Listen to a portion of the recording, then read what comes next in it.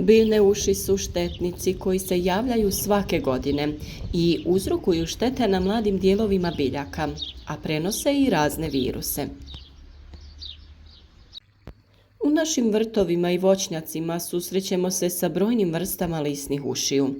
Mada su male veličine tijela, prosječno od 2 do 4 mm, lisne uši čine velike štete. Susrećemo ih na voćnim vrstama, u povrću, ljekovitom i ukrasnom bilju, drveću i grmlju. Pored toga što ih pronalazimo na različitim biljnim vrstama, lisne uši se brzo razmnožavaju, imaju velik broj generacija i to je jedan od razloga njihove velike brojnosti. Danas ćemo govoriti o prirodnom preparatu kojeg vrlo lako napravite, a na našem kanalu možete potražiti još jednostavnih recepata za prirodne insekticide. Ukoliko vam budu korisni, zapratite naš kanal kako bi redovno pratili sve naše video savjete. Lisne uši se hrane mladim i sočnim biljnim dijelovima. Najčešće ih susrećemo na mladim listovima, po čemu su i dobile ime, a mogu činiti štete i na pupoljcima, mladim stabljikama, cvjetovima, voćnim mladicama, plodovima i korijenju. Štetu čine sisajući biljno tkivo. Prilikom ishrane dolazi do raznih deformacija napadnutih dijelova koje istovremeno služe i kao sklonište. Biljke koje lisne uši nasele fiziološki slabe jer hranjiva za njihov rast koriste uši za svoju ishranu. Pored toga, lisne uši luče i mednu rosu i dolazi do pojave gljivice čađavice, koja smanjuje asimilacijsku površinu biljke. Zbog te medne rose koju koriste u ishrani, mravi stvaraju svoje kolonije lisnih uši. Čuvaju ih, štite i doprinose njihovom rasprostiranju, prenose ih sa jedne biljke na drugu. Pored tih direktnih šteta, lisne uši su indirektno još opasnije zbog toga što prenose različite biljne viruse, oko 100 različitih virusa.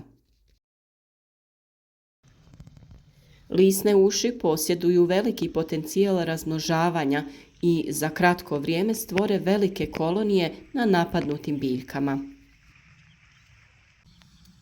Međutim, na njihovu brojnost najveći utjecaj imaju temperatura zraka i vlažnost. Optimalna temperatura za lisne uši je od 20 do 28 stepeni Celzijusa, a vrijednost vlažnosti zraka trebala bi biti iznad 60%. Upravo ti uslovi se najlakše ostvare u zatvorenim zaštićenim prostorima poput staklenika i plastenika. Zbog toga je važno raditi redovne provjere, provjetravati plastenik i smanjivati temperaturu unutra. Kišni pljuskovi ispiru lisne uši i dovode do njihovog propadanja na tlu. Visoke temperature i sušni periodi također dovode do smanjenja brojnosti lisnih ušiju. Neke lisne uši naseljavaju samo pojedine biljne vrste, dok druge za ishranu koriste više biljnih vrsta. Zbog brojnosti, suzbijanje lisnih ušiju je stalan proces i primjenjuju se različite metode. Uvijek tražimo prirodne načine sprječavanja nametnika da rade štetu na svim našim biljkama, a posebno su izazovna kišna razdoblja koja daju pogodne uslove za njihov razvoj. U prethodnim video savjetima smo vam preporučili nekoliko pripravaka koje sami možete napraviti, kao što je onaj od koprive ili svježeg mlijeka, pa se nadam da ste pronašli te recepte u našim videima, kako bi ih na vrijeme upotrijebili, čak i kao preventivu pojave ovih nametnika. Mnogima kopriva nije dostupna i teško ju mogu pronaći, kao i svježe domaće kravlje mlijeko. Zato je tu još nekoliko rješenja koja vam mogu pomoći oko vaših biljaka. Dosta smo govorili o pepelu i njegovim dobrobitima za biljke, a danas vam donosimo recept Kako da ga koristite u obrani od lisnih uši i drugih štetnika. Dovoljno je 100 grama pepela dodati u 2 litre vode. Dobro promiješati i ostaviti da stoji neko vrijeme. Pepeo će se taložiti na dno posude, a vi ostatak vode procijedite i koristite na vašim biljkama. Već smo govorili da se ovakvi pripravci koriste preventivno ili odmah pri pojavi prvih štetnika. To je ipak jedan proces koji postepeno sprječava daljnji razvoj štetnika. Kod borbe sa nametnicima trebate biti uporni i redovno raditi tretmane kako bi ih u potpunosti uklonili. Tretman se radi po suhom vremenu i najbolje predvečer. Ukoliko biljke prskate po listu tokom sunčanog vremena ili sredinom dana, riskirate pojavu ožegotina na listovima ili propadanje biljaka u potpunosti. Općenito bilo kakvo folijarno tretiranje, to jest tretiranje preko lista, vrši se predvečer. Ponavljati je potrebno i svaki put nakon kiše. Osim ušiju, ovaj rastvor je djelotvoran i kod grinja i buhača koji napadaju kupusnjače, kupus, karfiol, brokulu ili druge biljke poput rotkvice. Mnoge biljne vrste su naši saveznici u borbi protiv lisnih uši i mogu se podijeliti u 2 grupe. Imamo biljke koje privlače lisne uši. To su biljke koje ih na sebe privlače i na taj način umanjuju štete na uzgojenim biljkama. Takve biljke su loboda, dragoljub, grah, mnoge cvjetnice. Preporučuje se ove biljke saditi oko kultura da ih na taj način štite. Napadnute biljke se uklanjaju iz vrta ili se tretiraju raznim pripravcima. Naravno, tu su i biljke repelenti. One svojim mirisom odbijaju biljne uši. To su biljke poput korijandera, nevena, bijelog i crvenog luka, lavande i sličnih.